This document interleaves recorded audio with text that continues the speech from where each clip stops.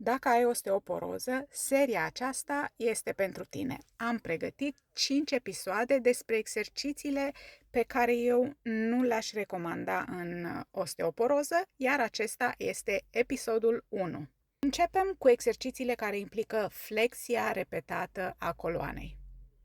Dacă există fracturi vertebrale sau un risc crescut de fractură, această mișcare poate pune o presiune suplimentară asupra vertebrelor.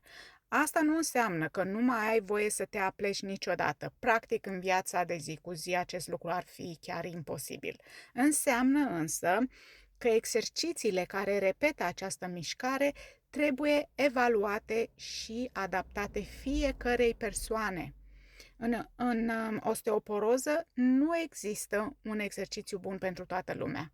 Contează istoricul tău medical, densitatea osoasă și dacă ai avut sau nu ai avut fracturi. Acesta a fost episodul 1 din 5 episoade. În episodul următor vorbim despre sărituri și de ce nu sunt potrivite pentru toate persoanele cu osteoporoză. Salvează seria și urmărește-mă ca să nu ratezi continuarea.